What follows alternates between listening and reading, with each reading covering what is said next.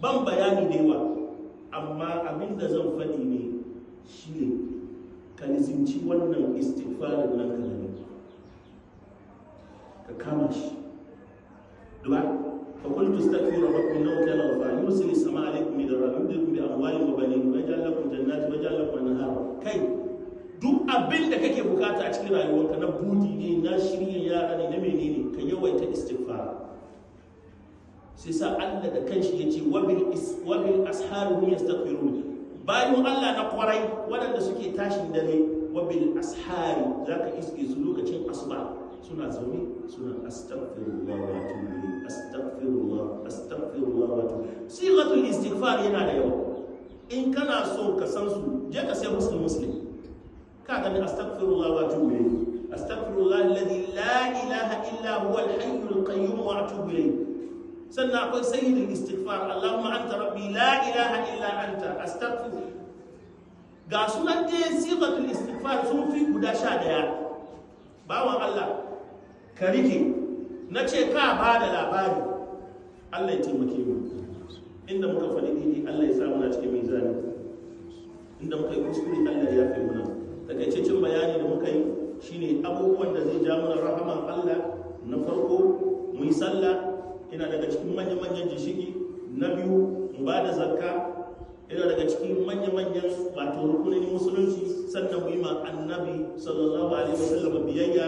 In Allah ya sa muka yi haka za mu samu rahaman Allah. Abu na uku shine yawan istighfar da yawan neman gafara. Ko kasuwanci bai tafiya, bawo Allah nemi istighfar. Aiki kake nema, yawan ta istighfar.